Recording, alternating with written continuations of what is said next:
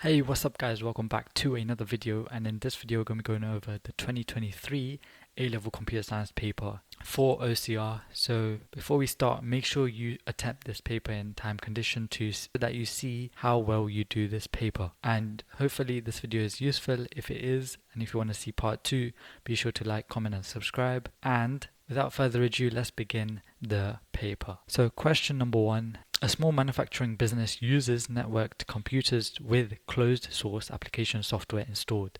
A spreadsheet application package is used to calculate employees' wages. Give one benefits of using a spreadsheet application for this task compared to calculating the wages manually. So if you know anything about Excel, you know that for any cell you can calculate a value or a formula that you can apply to multiple cells, so hence making it faster to apply the wages. So we can say now part 2, give 2 other types of application packages that the small business could use, giving an example of a task that the business could use for each application. So the first thing that should come into your mind should be some sort of word processor, which is going to be used for sending emails to staff. And the second thing you can think of is probably a presentation software, so PowerPoint, that can be used to have meetings with staff. So to create presentation for clients and staff, that's the 2 things I can think of. Perhaps you might also want a database for staff. But anyways, part 3 is describe a drawback of using closed source software rather than open source for the small business. So small business, so a major drawback of using closed source, everyone should know, is it's expensive since they charge a fee. Another drawback would be there's no access to the source code. In case they have a developer on the team, they could maybe potentially add some features or modify it. And yeah, be sure to write your answers fully, but these are the points that you should mention. First thing's the cost, the second thing's you can't modify it, and the third thing is there's no source code either. Now part B is tick the box to identify whether the statement is true or false. So BIOS stands for boot input output standard. That's clearly false because this should actually be basic. Let me not use a handwriting tool. That should be basic. The second thing says the BIOS can be used to alter hardware settings such as which storage device the computer boots from. That's true. The third thing is BIOS settings are stored in the RAM. That's clearly false. It's not RAM, it's ROM, read-only memory. Make sure you know what that is. Part C, the business uses virtual storage to hold regular backups of its data. Explain why virtual storage is well suited for storing backups. The first thing that might come up to you is perhaps that if it's virtually stored, it's not taking up physical space, hence more local space. And the second thing is you can access it anywhere in the world. Perhaps if it's something like in Google Drive or something with an internet connection, obviously. Let's move on to part D. All computers owned by the business are connected together in a LAN and various network protocols are used. Give 3 advantages of them using or connecting computers using a LAN. So a LAN is a local area network. Everything is shared just like a school. What's the benefit of having a LAN in a school? Well, files are stored centrally. The second thing is, as well as files, also backups, updates, all of that is done centrally as well. Maintenance, can't spell. The third thing is, thinking back to the example of a school, you can log in from any machine and you can get access to your own files and things. So you can log on from any device in the LAN. I don't know why it shows like that, but yeah. Hopefully that makes sense. Okay, explain what is meant by network protocol. So protocol, remember, is a set of rules that govern the transmission between devices. Again, use these type of questions to aid your revision notes. So whenever you have an explain, state, anything like that, make sure you're writing in another book or something these exam definitions. That will definitely help. The next question states, give the names of 2 protocols used in a LAN.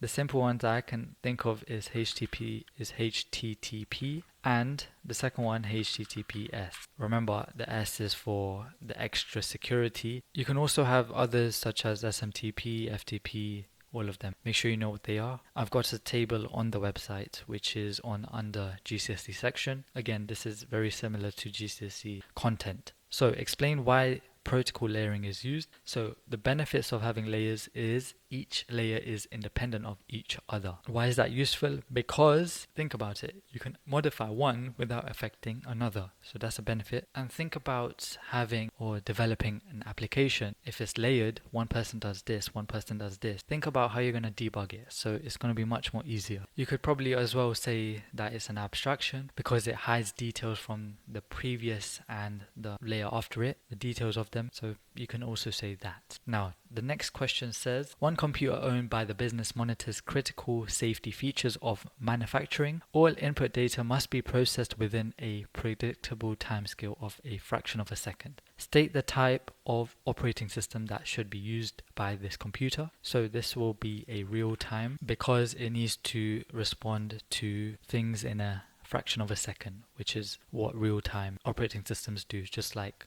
perhaps in a hospital where you have that live machine or something along those lines. Now, the next question, give 3 examples of other operating systems. So the first one should be straightforward, embedded. It has a dedicated task that it's very good at. So it's not a general computer, it's a specific task computer. The second thing is a multitasking operating system whereby you can run multiple applications at the same time.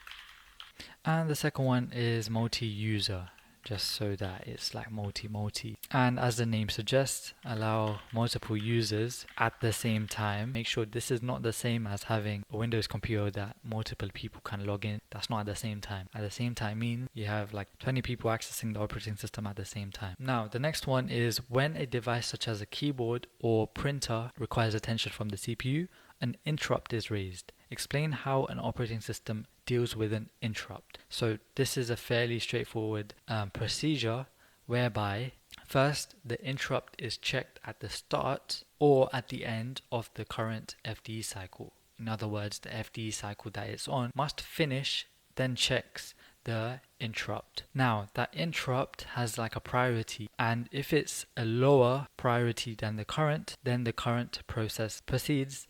And if it's a higher priority, that current process stops. If the interrupt is raised, all of the contents are put onto a stack. Then we have these things called flags, which is just a variable that are set to determine if interrupts are enabled or not. Then the program counter is changed to point to the interrupt service routine, which is just some sort of algorithm that runs. This is a very key point that you mustn't forget. A lot of students forget this part.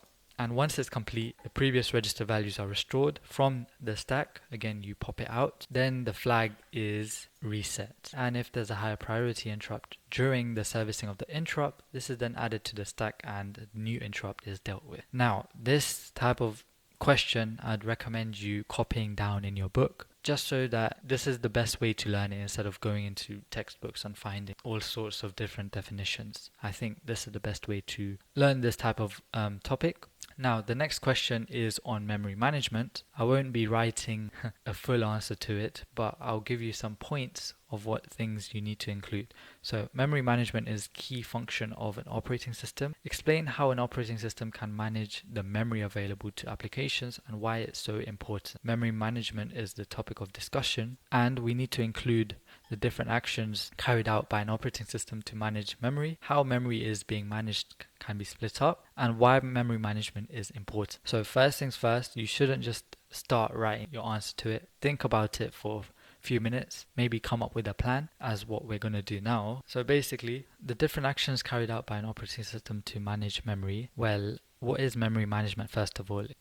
It's how the RAM actually is used efficiently. How to make it so that the RAM is efficient and nothing is wasted. Imagine we have like a RAM, let's say this is your RAM, and we've got like 5 different applications in these boxes, and imagine we were only allowed to have one application take up all of the memory and space of the RAM. Is that very efficient? Well, we wouldn't be able to multitask. Hence why memory management is very important, so that we can actually manage the space by the thing that you're using the most gets most amount of space and resources, and the things that you have on the background you can have less space. So then therefore you can try and fit these guys here. That's the idea. I know the sketch is pretty bad, but hopefully that makes sense. So there's 2 ways by which what I just said happens, or is done in the RAM. The first one is paging, and how that works is basically the RAM gets split up into equal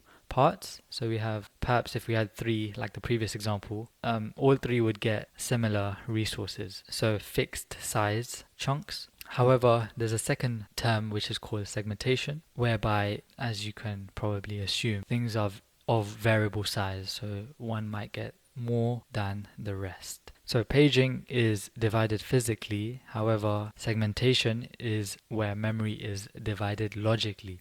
So you can probably tell the advantages and disadvantages by the definition.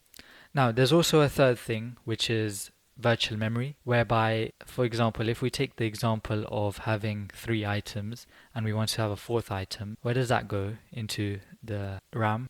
Well, what we then need to do is, if we have some sort of secondary storage, perhaps some box here to represent that, we basically get some segment of the hard drive and we allocate that as virtual memory, whereby this item can then be put onto here. Now, when this item needs to be used, remember, RAM is for or applications that are currently running. When these items are inside of the virtual memory, that needs to go back into main memory, and some other item needs to switch over. Time consuming, and yeah, it's very slow. So a way of dealing with this issue is to get a bigger size RAM so that you don't need to go back and forth. So that's basically the 3 types of ways that a memory is managed. And it's important so that, again, we can multitask so that we make use of the RAM very efficiently and nothing is wasted. So for AO1, you would need to describe what memory management is and the different ways of managing memory. So paging, segmentation, virtual memory. For AO2, you have to apply it. So as what I said, if we have applications, one application is taking more space, then more would be added here, and things along those lines.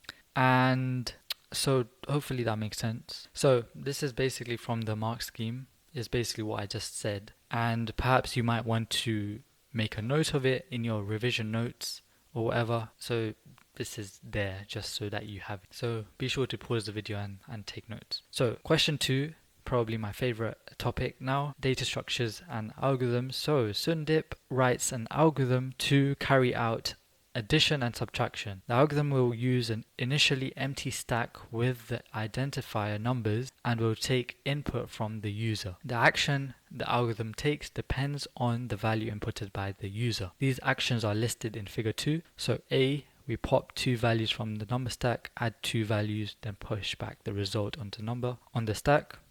S is probably subtract, so the 2 values get popped off and we subtract the first by the second and we push the result back. E is pop 1 value from the number stack, output the value and the program. Okay, and for any other value we just put it onto the stack. So complete the pseudocode, and the first thing we're asking for is the value, and if the value is something, then we do num equals nums pop.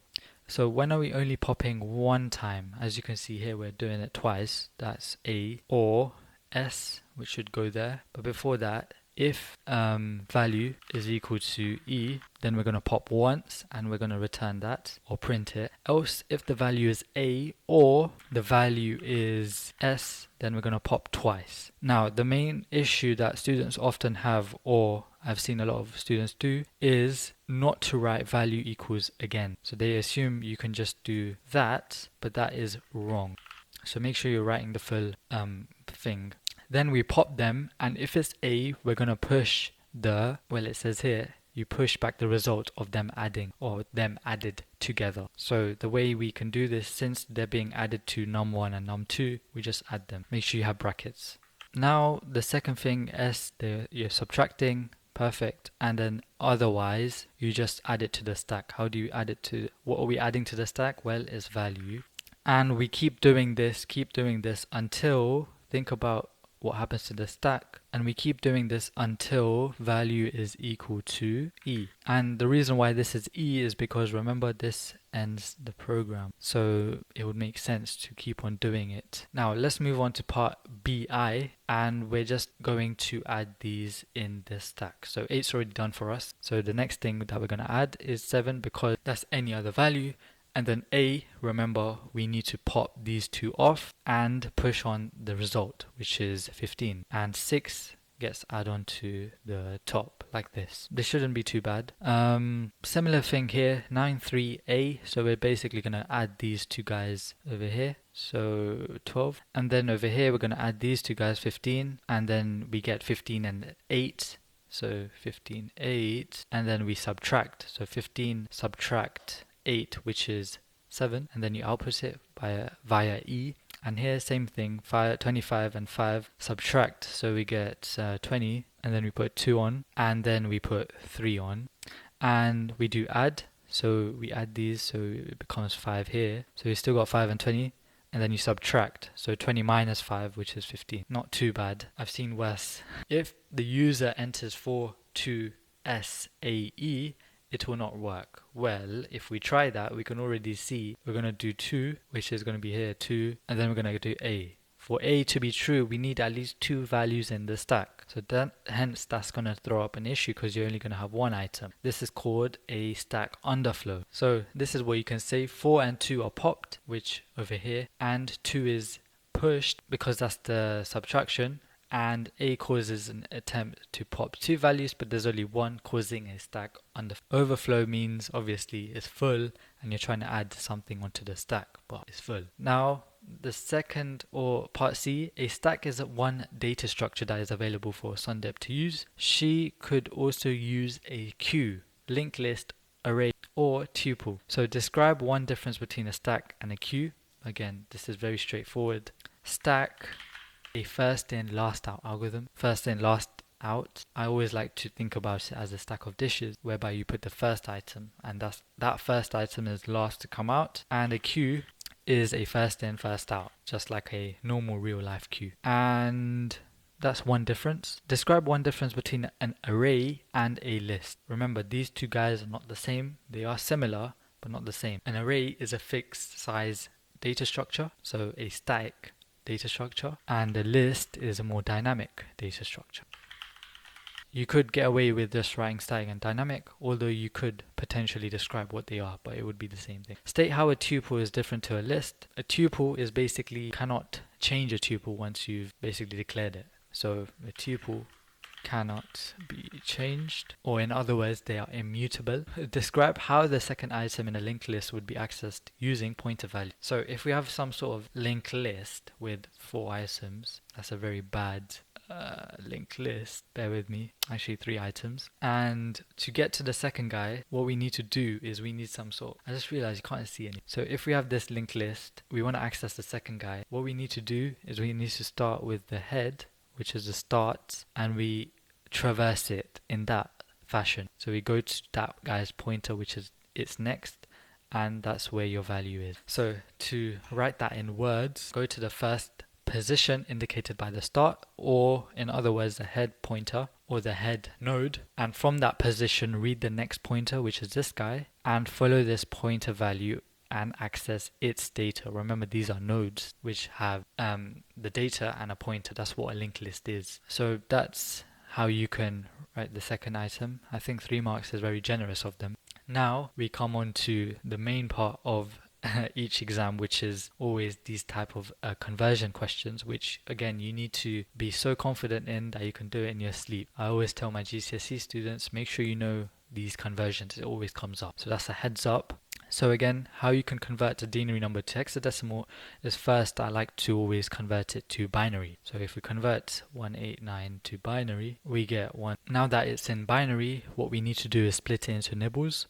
And this number is 1, 2, and 8, so 11, and this is 13. And remember, from the values from so 10 to 15 is A to F, respectively, in hexadecimal. So the first value is B, the second value is D, so we get BD. Second part is convert the unsigned binary number into hexadecimal. So they've kind of been a bit cheeky, and they've, how many is this? 1, 2, 3, 4, 5, 6, 7, 8, 9, 10. 10, I think. 10-bit number. So what you need to basically remember is we do the same thing. We split it into nibbles, but the only thing that is different is we need to basically split the first one so that essentially we pad it with the zeros to make it a 4-bit. And make sure you don't do it at the end, because that makes a difference. Again, you can add as many zeros you want at the beginning and it won't make a difference. So this is 2. The second part is 1010, which is 10, which is A, and the last part is 1111, which is a maximum, which is 15, which is F. So you get 2A F. Part B, negative values or negative binary values can be represented using sign or magnitude or 2's complement. So we want to represent this using sign and magnitude. So what is different in sign and magnitude and normal binary is the most significant bit is a sign bit. So it's not actual value, it's just plus or minus. So there's nothing there. 1 to indicate it's a minus, 0 to indicate is positive. So then we have 64, 32, 16, 8, 4, 2, 1. 107 would be obviously 1 here, because this is again minus, which is this number here. And convert the denary number into, so this time we want to use a 2's complement. So for 2's complement, remember you write the normal version of this, which is using the previous question, is don't do this in the exam in case the first one's wrong, but it's correct. So what we do first is we flip the bits. That's going to give us 1's complement. So wherever you see a 1, you put a 0 and so on, and then you put a 1, and then you add 1. So you get 1 0 1 0 1 0 0 1, and that's basically your answer. And the way that you can check this is by remembering that in 2's complement the most significant bit is -1 28 and 64 32 and so on. And if we put on these values here, we should get -107. So the third question is, give one advantage of storing values using 2's complement instead of sign and magnitude. The first thing is, in the sign and magnitude method, we're basically sacrificing 1 bit. So since we're doing that, we're restricting the range of the sign and magnitude. So with 2's, we're going to have a larger range.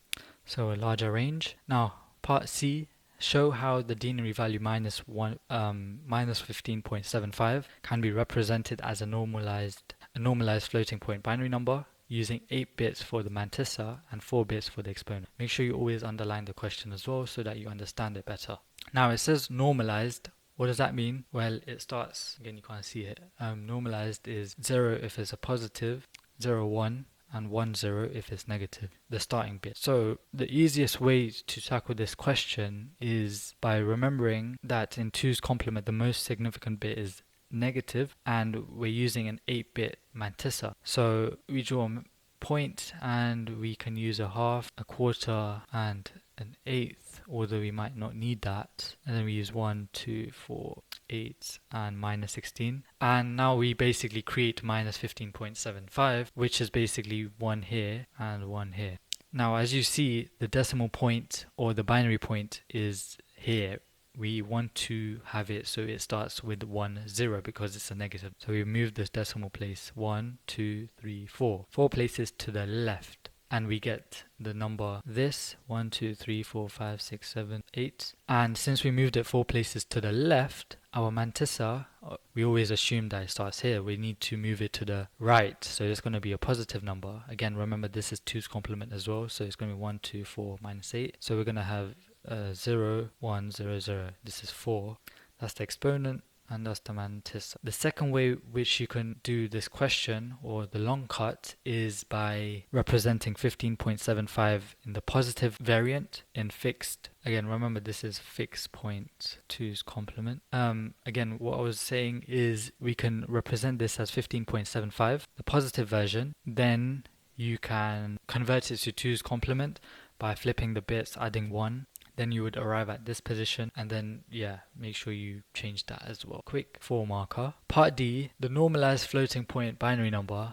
This can be stored or is stored for 4 bits for the mantissa, 4 bits for the exponent, both in 2's complement. So we need to calculate this in the denary. So what we do again is this part, we always assume that the decimal point or the binary point is between the first 2 values. And this is always stored in 2's complement, as it says here. Hence, we would get the value 1, 2, 4, and -8. We would get -2 for this. And since it's negative, we move the place 2 places to the left of where it is here. So here, if we imagine there's a number here, so we get 0.0 0.00100, which is just, if you do this, which is just 1/8, or if you know that value is 0.125. So tips to remember: make sure whenever you're converting from a normalized floating point binary number to convert it to fixed first by using these steps here.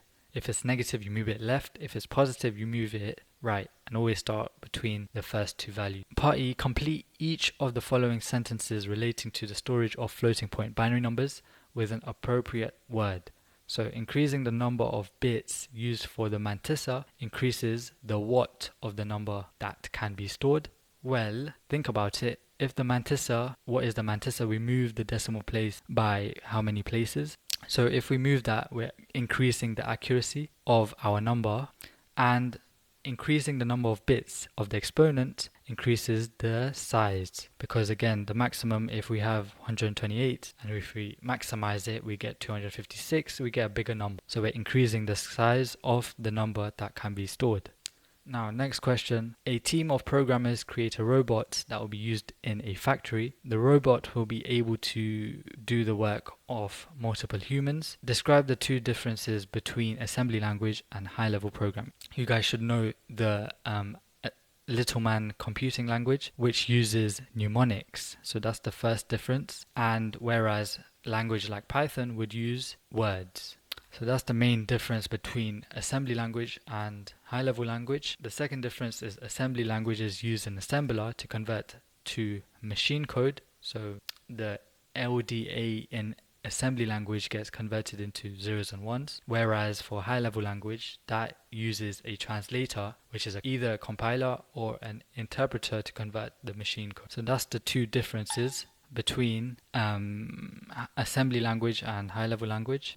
Part B, the robot uses a multi-core processor. Programmers assume that this means that the robot will execute programs more quickly than using a single core processor.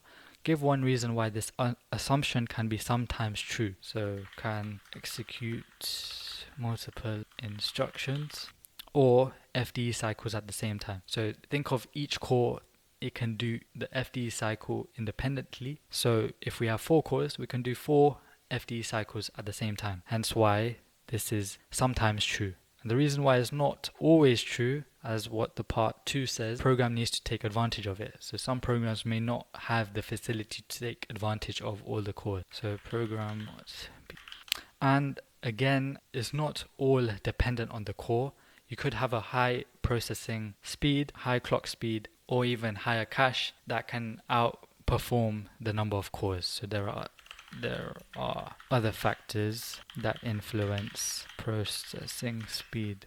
So yeah, make sure you are confident with and factors that affect it. Now part C, the robot stores data internally and also communicates with other robots and users via a wireless network, which is password protected. All data for these tasks is secured using encryption or hashing. Compare the robot's use of encryption and hashing for storing and communicating data. So in your example or in your included answer, we need to basically look at the different types of encryption that's used, how hashing can be used to secure data, and why encryption and hashing are used by a robot for stored data and communication for 9 marks. So this is, I think, a very nice question. So first things first, what is encryption is what you need to be answering.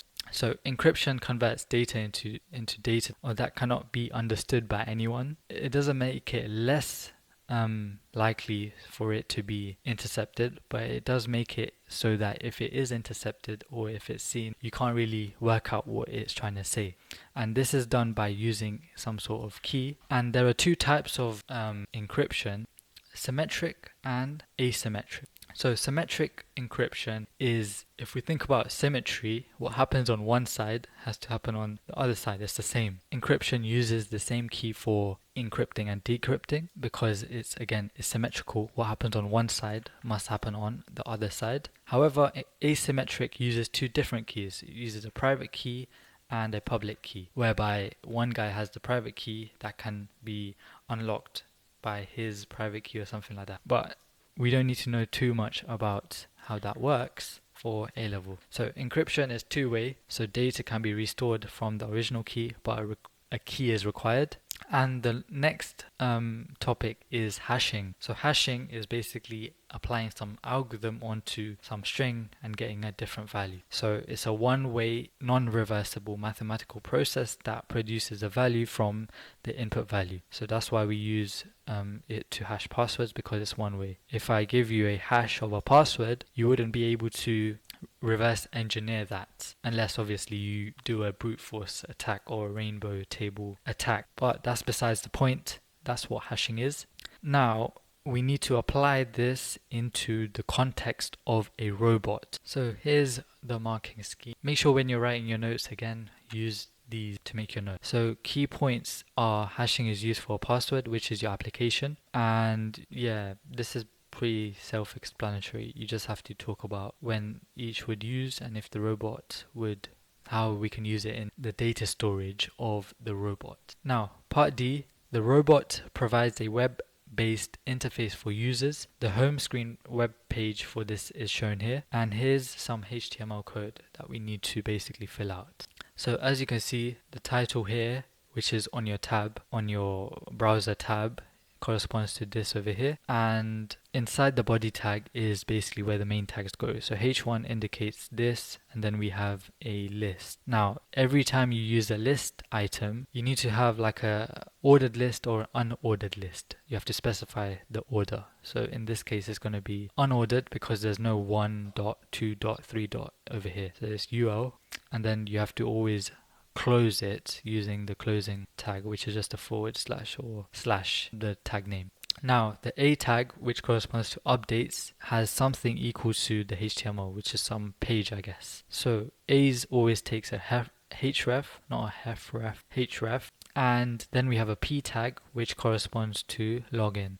Underneath that we have password, and for password we have an input which has this text box which takes in, well, password, and by doing this would give you that asterisk effect. Or you could probably say text as well and then do something later, but anyways, then the next thing is the button, and we can say this is a submit. Because it's a form, we're going to, when we submit, the action that we're going to perform is do login.php. And again, you couldn't see that, but this is what I wrote. My bad. Apologies for that. So part 2, write CSS code that would be used in an external style sheet to format all text using the H1 tag as white with a red background. So to do it with all, we basically write H1 followed by curly braces, and what we write inside of this is our CSS. So in this case we're going to set the color, and remember it's American, so we don't use the U, and we write white.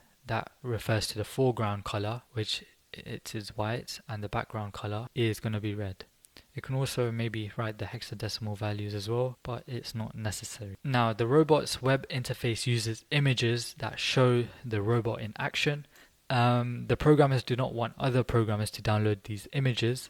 State one of the relevant piece of legislation and describe how this could protect these images. So something to do with arts and protecting individuals is the copyright design patent, which basically gives the author the ownership of the photographs, and for one to use it you would basically have to buy it or something. So that moves us swiftly on to the next one, which says give 2 ways that they could make these images used legally. So the first way is obviously to purchase it or purchase a license to use it, and the second way is probably to ask permission, author or photographer in this case.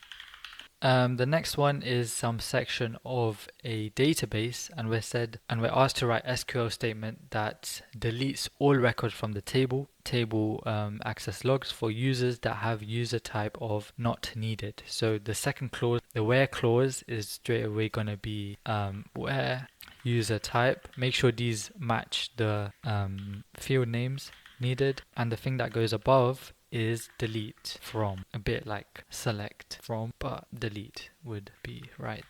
So delete from the table where the user type not needed is there. So this would basically remove this in this instance. State 2 requirements for the database to be in first normal form. Again, First normal form means that there's a primary key, which in this case there isn't, and also the data has to be atomic. What does that mean? That means that data cannot be split further. So in this case, date access has multiple repeating or multiple data which you can split. So date access, maybe first date access would be the first ones, the second date access would be second one, etc. The third thing is explain why the structure is not in first normal form. Again, we already discussed that. Date access has non-atomic data which can be split up. Now question 5, a do check function takes the integer value as a parameter, carries out a series of calculations and returns an integer value. The function is shown here, and state what happens when 3178 is called. So when 3178 is called, firstly we assign temporary to be a string, so we stringify it. Maximum equals temp.length, which is 1, 2, 3, 4, 4 minus 1, which is 3, so that's the index, so we can assume that to be, not assume, but this is going to be 3. And since this is pseudocode, it's going to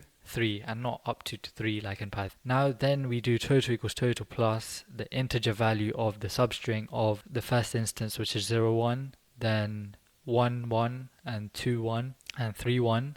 What that means is just start at index position 0 and take 1 after it. So that's pseudocode, and again you can find a pseudocode cheat sheet on the website. So what we're doing is basically converting this into integer and we're adding it each time. So what's going to happen after the first 3 times, or is going to be 3 plus 1 plus 7 plus 8, which is 19, and then we're going to mod by 10, which if you know mod, that's the remainder. So how many times does 10 go into 19? Once, and remainder 9. So that's going to be what's printed. The div is the whole part, so in this case that would be 1. So make sure you know the difference. Now write an algorithm that will allow the user to enter a integer value, pass the value into the do check function as a parameter, so it accepts the parameter there, and store both the value and the value returned from the function in a text file with name stored values.txt. So again, this would be hard if you haven't learnt the file handling, which I have a whole video on, which is perfectly applicable for A-level and also GCSE students. So make sure you go check that one out. So first things first, we're going to be taking the input as a number and we're storing that in num, and then value equals the do check num. So we're checking that using that function, and then we first open the file. Make sure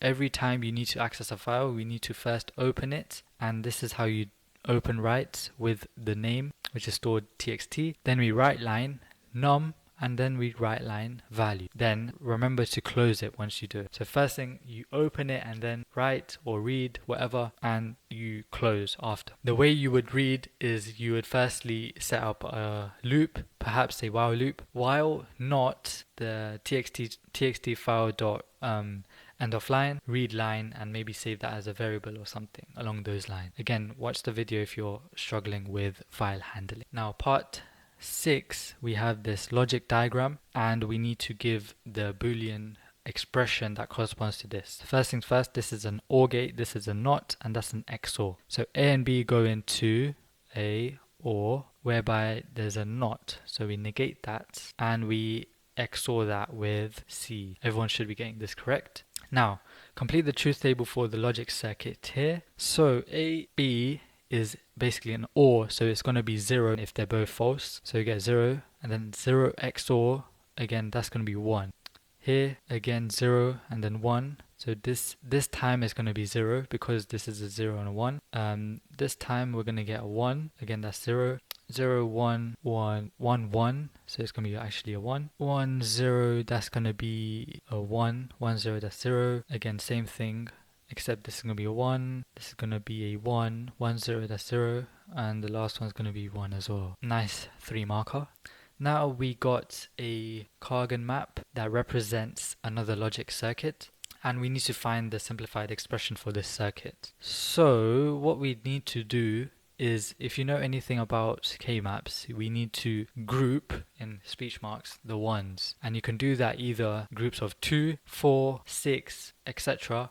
But you can't use like odd numbers. So you can't do a group of 3. So in this case, the first thing that stands out is this group of 4, this group of 2, and this group of 2. But what we can actually do is we can combine these two by thinking of it like if we have a 4 that goes here, and if you think about like having this part being extended here, we can capture this like this, so it's actually a 4. This will make our life easier because now we need to check the values and write it down. So basically in this column from 0, 0 and 0, 1, which ones are changing? Well, the value for A is the same, which is 0, 0, so we negate that value and we write it down. And the second value, which is B, is getting changed. So B is changing, so we don't write that down. And over here we get the value of C, which is the same, so we negate the value of C. And again, D is changing, 0, 1, so we don't write that down. Then we add. We do the same for here. Now to visualize this better, we could we can do it here. So you see that 1, 1 is the same, so the values for A is the same, so we don't negate it, but we just write the positive version of A. And here for B, they're changing, but over here, if you think about 1, 0 and 0, 0, the 0, 0 is staying the same, which is D, but it's a 0, so we negate it. And the values for C, 0, 1, that's changing, so we don't write an A there. So we don't write a C. So anytime you see a 0, again you can't see, anytime the value changes inside that group to 0, 1 or 1, 0, you don't write that letter. And if it's 0, 0, you write the letter negated. And if it's 1, 1, you write the letter as it is. So this is A dash, this is A, and this is nothing. So that's a quick summary, but again, you can watch plenty of videos on that and they will explain it better. So yeah, that's the answer to this. You could simplify if you want, but it's not required. And this is the last question. The Regulation of Investigatory Powers Act 2000 has been described as both a vital legal tool to ensure the public safety and an attack on individuals' freedom. Evaluate the purpose and use of the Act. You should include the additional powers given under the Act, to whom these powers are given, the perceived benefits or drawbacks of the Act. If you want me to go over this question in much more detail, hit that like button, hit that subscribe button, hit that comment button, let me know. But I'll copy the answer from the mark scheme and give it so you guys can have a different look on the question. Otherwise I'll be here for the next 30 minutes trying to go over this answer. But the main points are that you just have to talk about, for these type of questions you can get away with waffling, I guess, as long as you're waffling on the right track. So implements additional rights regarding surveillance, monitoring of individual and acquisition of communication data, provides the right for many organizations such as police to do this. So it's important that police have access to this right so that they can detect crime and defend it, and also gives individual private communications such as emails, texts and so on. But some people might feel that this is invasion of their privacy. Talk about monitoring. So monitoring can be carried out by far more organizations than just police and security, for example local councils, pension regulators and so on. This act gives powers to that, and a 2-year prison sentence refusal, and and this again, make sure you do know your acts in full detail. For these I recommend you going on the past papers, writing your definitions from those, and I guess I don't like the word memorizing, but learning, let's say learning in quotation marks, the definitions. And yeah, that's the end of the paper. If there are any mistakes, let me know in the comment section down below. I'll have the timestamps in the description so that you can fast forward to whatever you want. Again, if you want a paper 2, make sure you like, comment, subscribe. And if you have any questions, be sure to ask them. And hopefully this was useful. And yeah, I'll see you in the next one.